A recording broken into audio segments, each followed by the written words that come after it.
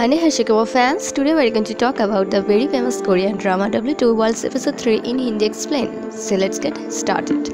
In episode 3 हम देखते हैं ओएनजू असली वर्ल्ड्स में लौट के जल्दी से जल्दी अपने फादर से मिलने आई एंड दैट टाइम सोबंग कार्टून की कैरेक्टर से मिलता हुआ सेम ड्रेस देख के कैलकुलेशन करने लगा और समझ गया ओएनजू झूठ नहीं बोल रही थी और वो ओएनजू से बहुत ही ज़्यादा डरने लगा। एंड दैट टाइम ओएनजू को ओल्ड डॉक्यूमेंट्स देखने की ख्याल आई क्योंकि वो देखने सर्च करने लगी उसके फादर क्यों कांगचल को मारने की ट्राई कर रहे थे। एंड दैट टाइम ओएनजू को मालूम पड़ा उसके पेरेंट्स की डाइवोर्स हो चुकी थी तो उसके फादर पूरी तरह टूट चुके थे, अकेले पड़ गए थे। सो ही डिसाइडेड स्टोरी को यहीं पे एंड करने की। बट एट मॉर्निंग वो देखे स्टोरी पूरा चेंज हो चुका था। कांगचल इज स्टिल अलाइव। वो सोचे कहीं मैं ज़्यादा ड्रंक तो नहीं था, इसलिए मैं इमेजिनेशन करने लगा। बट इससे उन्हें एक इंस्पिरेशन मिली इस स्टोरी को कंटिन्यू करने के लिए। ऑन द अदर डॉक्यूमेंट कांगचल बहुत ही रिच बड़ी बिजनेसमैन बन चुका था। उसने एक पॉडकास्टिंग कंपनी भी खोली थी टू रन ए प्रोग्राम जिसके थ्रू वो अपने एक फैमिली की कातिल को ढूंढेगा और उसका नाम दिया डब्ल्यू। और इस स्टोरी लाइन से डब्ल्यू ऑडियंस में काफ़ी ज़्यादा क्रेज मचा दिया। उसके फादर काफ़ी ज़्यादा फेमस हो गए। बट ही नोटिस्ड स्टोरी हमेशा अपने आप ही चेंज हो जा रही थी। Then he realize Kangchul is still alive. On other documents उन्होंने लिखा हुआ है कांगचल एक मॉन्स्टर है। Then on the next day ओएनजू सबसे बस्ती फिर रही थी cause everyone is enjoying her kissing scene with कांगचल।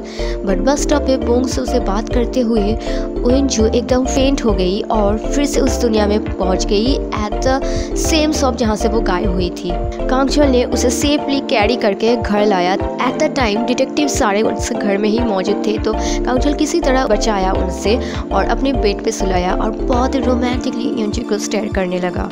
For a moment ओएनजू dizziness में मरमट करने लगी तो कांगचल उसे एक के बाद एक क्वेश्चंस करने लगा। तुम मुझे कैसे जानती हो, क्यों जानती हो एंड ऑल। और ओएनजू कहने लगी तुम एक पेंट हाउस में रहते हो, इस पिलो के नीचे एक पिस्तौल रखा हुआ है तो पिस्तौल के बिना सो नहीं पाता। तो ऐसे आंसर्स के साथ कांगचल काफ़ी ज़्यादा शॉक्ड हो जा रहा था। और एट द मिडनाइट कांगचल एक बुरी सपने से उसे नींद टूट जाता है और वो देखता है सामने वो क्रिमिनल खड़ा हुआ है और ओएनजू को मारने की ट्राई कर रहा है। तो उन दोनों के बीच काफ़ी ज़्यादा फाइट होती है and that criminal he manage to escape. और इस दिस साइड ओएनजू के फादर गुस्से में अपने स्क्रीन को पूरा डैमेज कर दिया।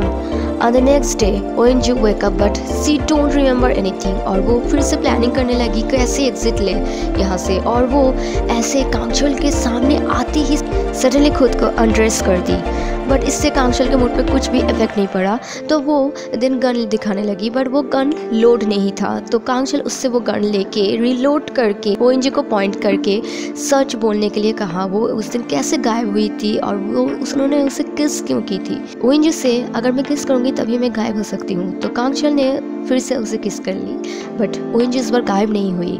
तो वो सोचने लगा ओएनजू से झूठ बोल रही है तो वो फिर से उसे डराने लगा गन से।